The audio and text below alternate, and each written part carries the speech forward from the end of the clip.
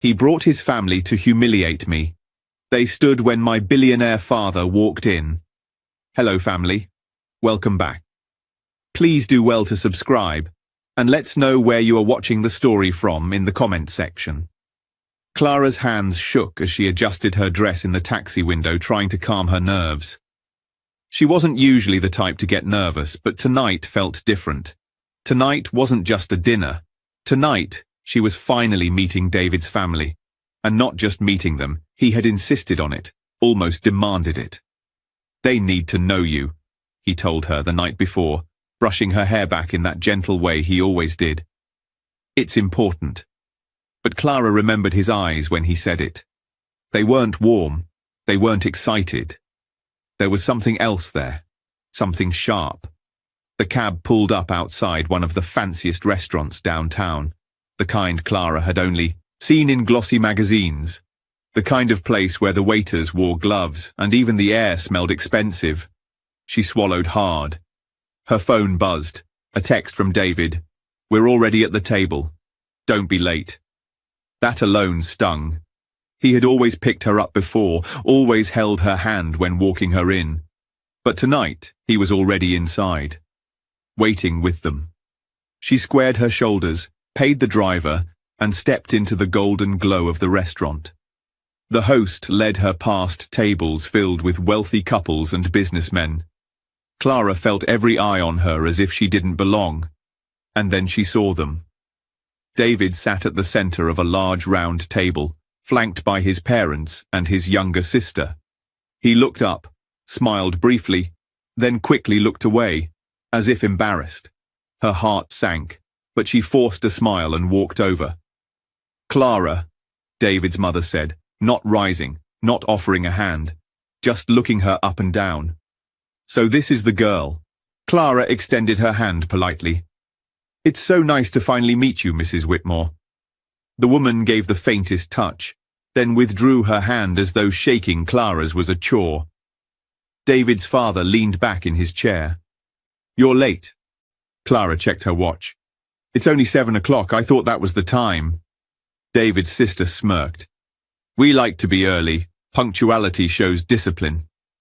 Clara's face burned, but she sat down beside David anyway. He didn't reach for her hand under the table like she hoped. He just stared at the menu. The waiter arrived, and the family rattled off their orders with ease. Wine names Clara couldn't even pronounce, dishes that cost more than her week's groceries. When it came to her turn, she hesitated, scanning the menu nervously. "Is there maybe a chicken pasta?" she asked quietly. David's sister giggled. "Chicken pasta? At a place like this?" Her mother joined in, smiling thinly. "We'll order for her. She'll have the truffle risotto." Clara tried to protest, but the waiter was already scribbling. Her chest tightened. "So, Clara," Mr. Whitmore said after a moment, his voice heavy with mock interest. "What do you do?" Clara sat up straight. "I'm studying business. I'm in my final year." His eyebrows rose. "Studying? So you're not working?" "I'm working part-time too," she said quickly, "at a local design firm." Mrs. Whitmore sipped her wine. "Design firm? Cute. But what's your plan?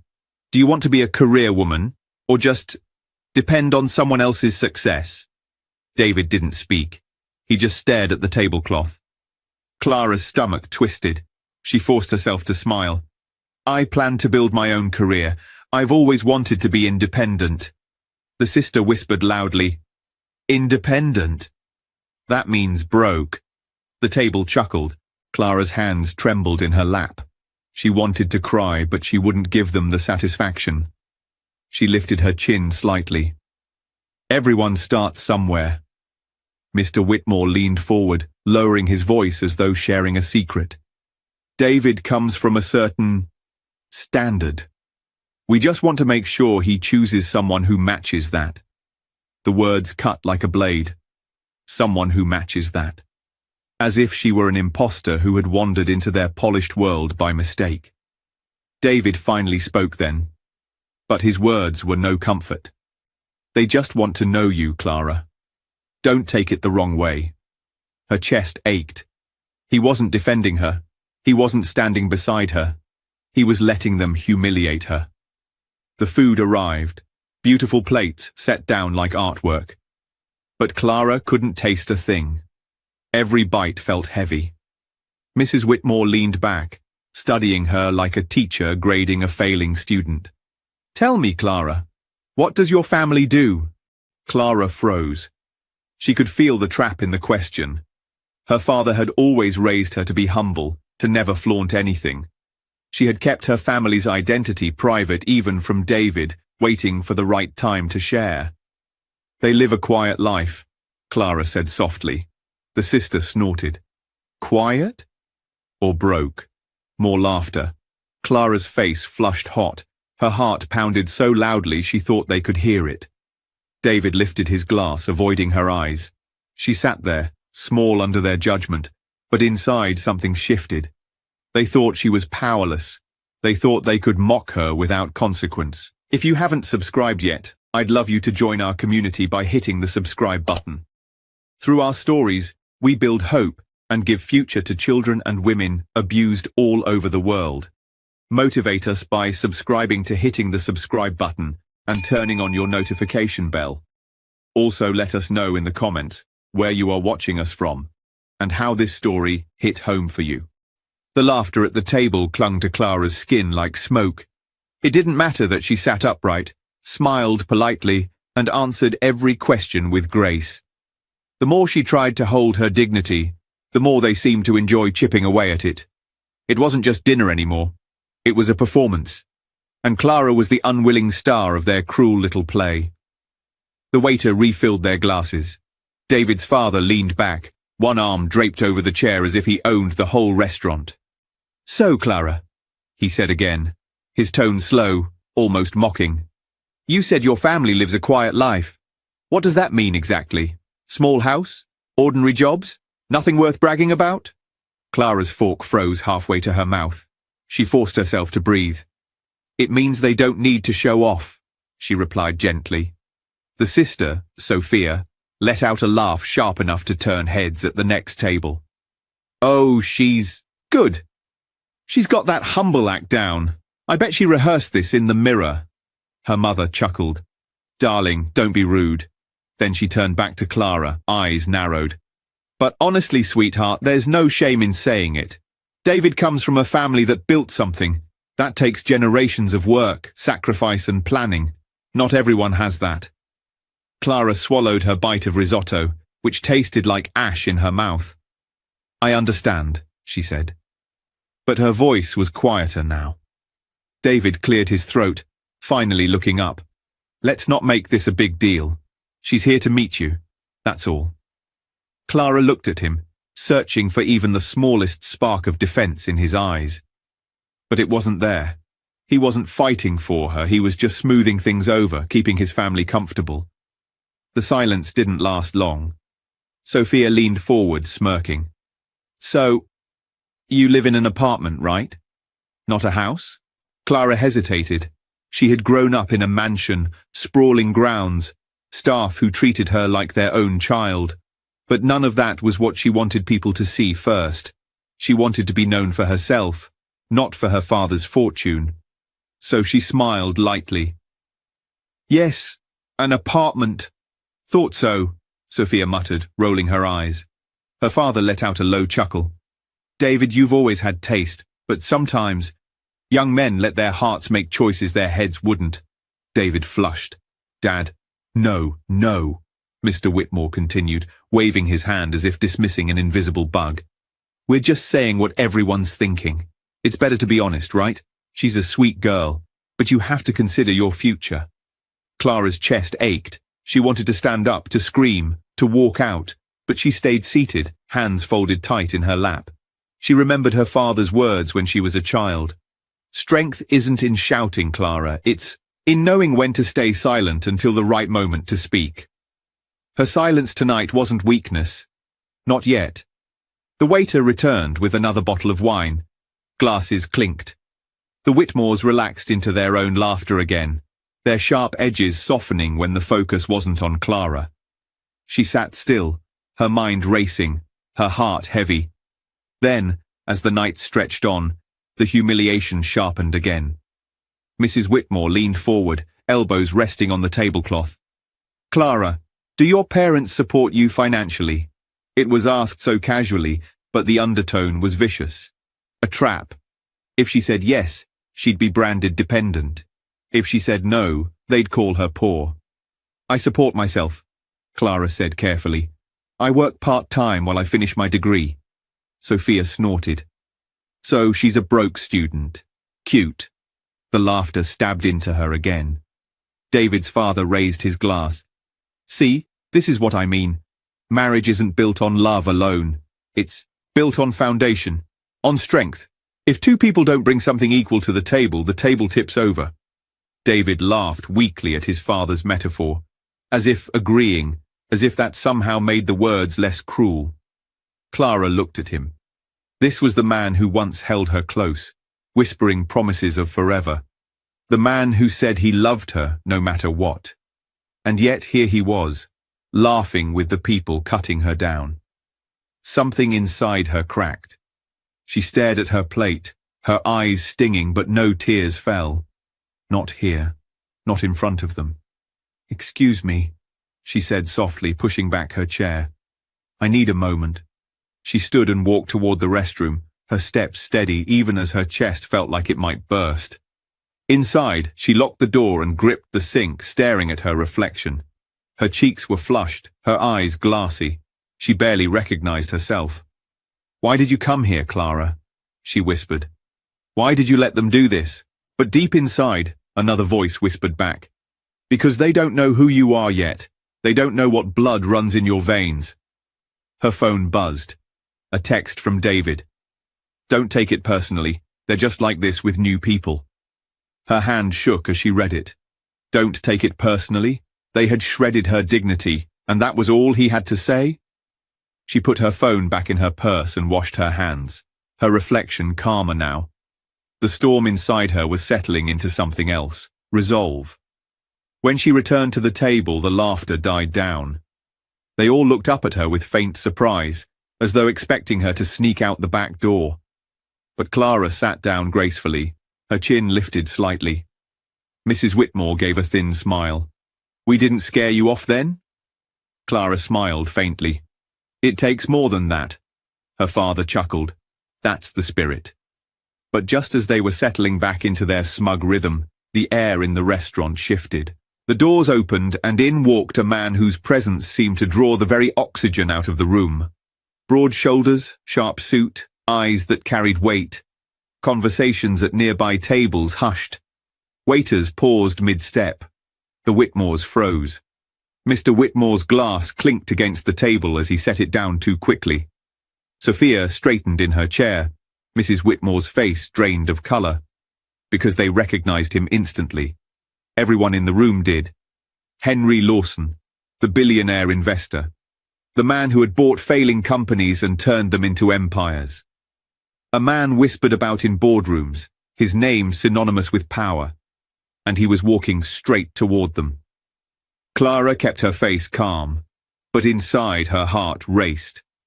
David's eyes widened, confusion etched across his features. What's he doing here?" he whispered. The Whitmores stood without thinking, as though pulled by invisible strings. Everyone at the table rose, everyone but Clara. She stayed seated, her eyes fixed on the man approaching, because Henry Lawson wasn't just any powerful man, he was her father. The restaurant air felt different the moment Henry Lawson walked in.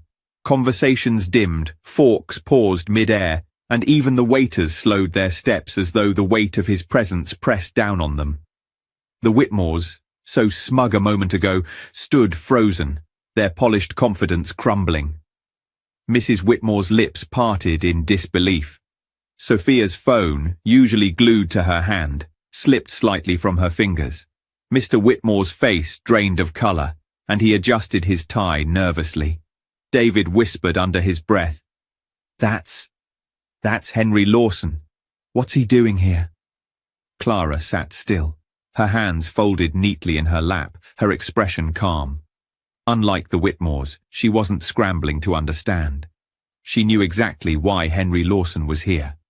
Her father had come for her. Henry's eyes swept the room before locking onto Clara.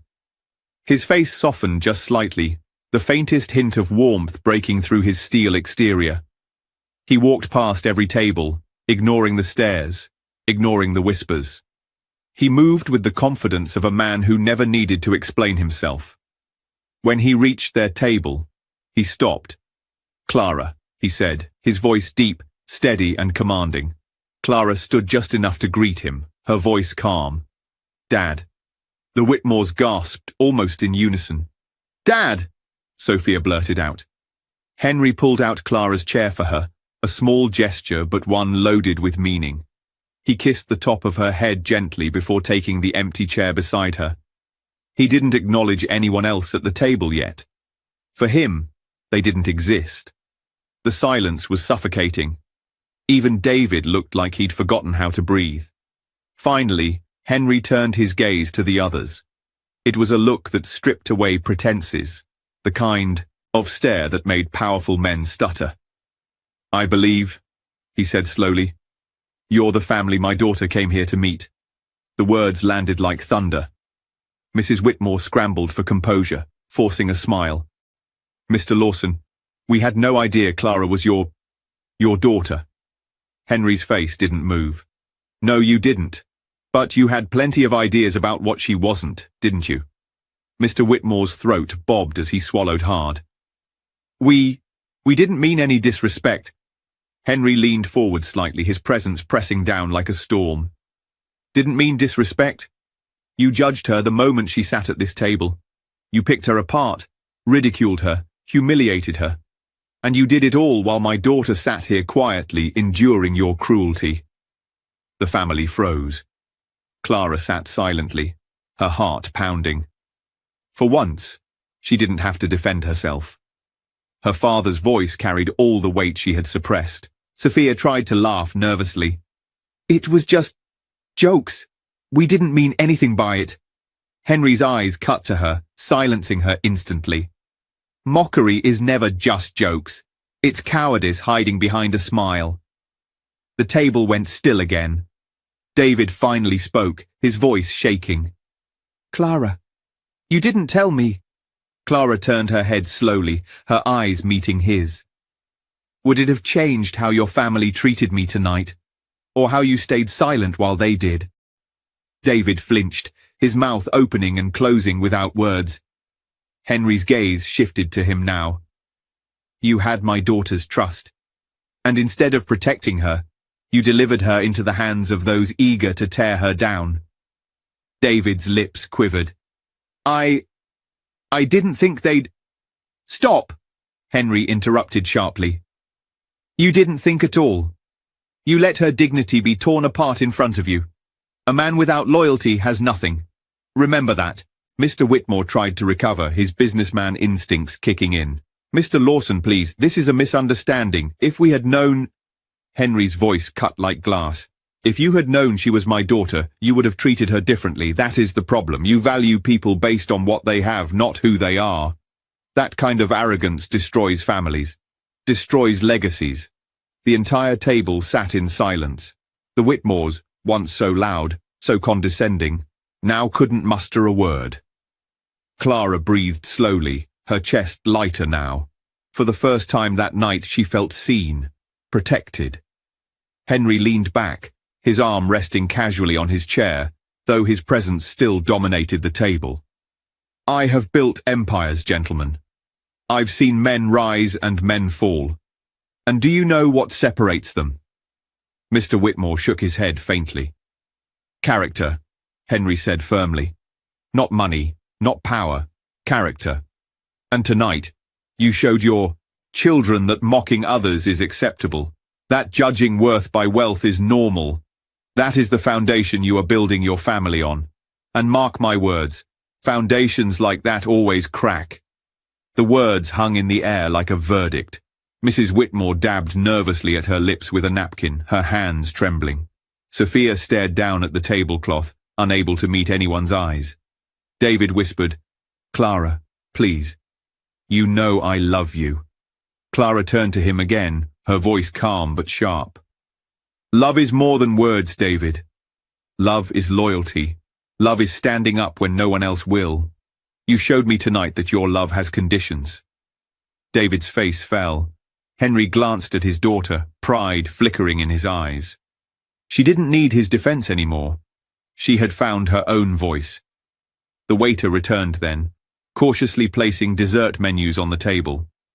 The air was so thick with tension that even the clink of plates felt like a shout. Henry pushed the menu aside. We won't be staying for dessert. He stood, and Clara rose with him. The Whitmores scrambled to their feet, instinctively trying to salvage what dignity they had left. Mr. Lawson, please, Mr. Whitmore started. Henry looked at him one last time. Respect isn't something you give when it benefits you. It's something you give freely, to everyone. Remember that, if you want your children to have anything worth inheriting. With that, he placed his hand gently on Clara's shoulder, guiding her out of the restaurant. The night air outside the restaurant was cool, sharp against Clara's skin. She inhaled deeply, her chest finally loosening after the suffocating weight of the dinner table. The glittering lights of downtown New York reflected in the restaurant windows behind her. But Clara didn't look back.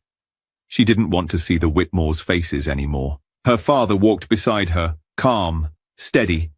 He didn't rush her. He didn't press her with questions. He simply offered his presence, the quiet strength she had always relied on. They reached the valet stand, and Henry handed the ticket to the attendant.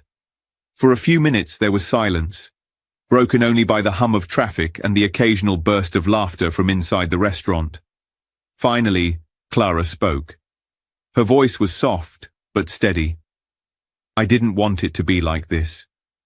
Henry looked at her, his expression unreadable. Like what? I didn't want them to find out who I am this way. I didn't want to embarrass them, or embarrass David. Her father's brows furrowed. Embarrass them? Clara, they were tearing you apart before I even walked in. They didn't need your name to humiliate you. They needed only their arrogance. Clara bit her lip, staring at the pavement. I wanted him to see me. For me. Not for you, not for your money. Henry softened then, his tone gentler. And that's exactly what he saw, Clara. He saw you, and he showed you how little he valued what he saw. The valet pulled up with a sleek black car. Henry waited for Clara to get in, but she hesitated. She looked back at the restaurant doors just as they opened. David rushed out, his steps uneven, his face pale. Clara, he called. Clara, wait! Her heart clenched. She had wanted him to come after her, hadn't she? Somewhere deep down she had prayed he would. He reached her, slightly out of breath. Please, just listen to me. Henry's presence loomed beside her, protective, but Clara lifted a hand. It's okay, Dad. Let me hear him. Henry gave her a look, then stepped a few paces away, folding his arms, his eyes never leaving David. David ran his fingers through his hair, his words spilling fast. Clara, you have to understand. I didn't know. I didn't know your father was him. If I had known, Clara's voice cut through him, calm but sharp. If you had known what? You would have stopped them from humiliating me. You would have defended me. You would have treated me with respect. David froze, his mouth opening, then closing. Her eyes burned, but no tears fell. Don't you see how that sounds? You're saying you only would have stood by me if you had known I had power behind me. What about when you thought I was just ordinary? Wasn't I worth protecting then? David's face crumpled. It's not like that. I love you, Clara. I swear I do. I didn't want to fight with them. They can be cruel, yes, but I thought if I kept quiet, it would pass. Clara shook her head slowly. Love that keeps quiet while I'm being torn apart isn't love. It's cowardice. Her voice trembled now, but her resolve didn't. You stood there, David. You let them laugh at me. You let them treat me like trash. And you said nothing. That silence was louder than every Cruel word they spoke. David stepped closer, desperation in his eyes. Please, Clara, don't end this. I can change. I'll prove it to you. Just give me another chance. Clara looked at him for a long moment. The boy she had fallen in love with was still there somewhere, the soft smiles, the gentle touches, the promises whispered late at night. But the man who sat at that table tonight, silent while she was humiliated, was real too. And that man had shown her the truth. Her voice was steady when she spoke. No, David, you had your chance tonight, and you showed me who you are. David's shoulders sagged. He looked at Henry, as if for backup, but Henry's expression was unreadable. You'll regret this, David whispered weakly. You'll regret walking away from me. Clara lifted her chin. The only regret I'd have is staying with someone who let me be treated that way. Henry stepped forward then, his presence swallowing the space between them. Son, he said, quietly but firmly. My daughter doesn't need a man who hides behind silence. She needs someone who will stand with her, no matter the cost. You showed tonight that you are not that man. David's lips quivered, but he said nothing more. He turned slowly and walked back toward the restaurant, his figure shrinking under the glowing lights until the doors swallowed him whole. Clara stood still, her heart heavy but also lighter than it had been in months. Henry touched her shoulder gently. I'm proud of you. Clara looked up at him, eyes shining. For what? For walking away? For knowing your worth, Henry said simply. For refusing to settle for less than what you deserve. She nodded slowly, her chest loosening again. For the first time that night, she felt peace. The car door opened, and Henry gestured for her to get in. As they slid into the back seat, Clara leaned her head against the cool leather, staring out the window as the city blurred past. Dad, she said after a long silence, do you ever get tired of people only seeing you for your money? Henry was quiet for a moment, then smiled faintly. Every day. But the ones who truly matter, Clara, are the ones who see past it. The ones who know that wealth isn't measured in dollars but in loyalty, kindness and integrity. That's what I've tried to teach you. Clara smiled softly. I think I finally understand. He reached over, taking her hand in his. One day, you'll find someone who understands it too. Someone who sees you, not just what you have, or don't have. And when you do, you won't have to question if it's love. You'll know. The car rolled down the quiet streets, the chaos of the restaurant fading behind them. For Clara, the night had started as a nightmare. Mockery, humiliation, betrayal. But it ended as a lesson. She had walked into that restaurant thinking she was powerless. She walked out knowing she had more power than she ever realized. Not because of her father's name, not because of wealth, but because she had finally chosen herself.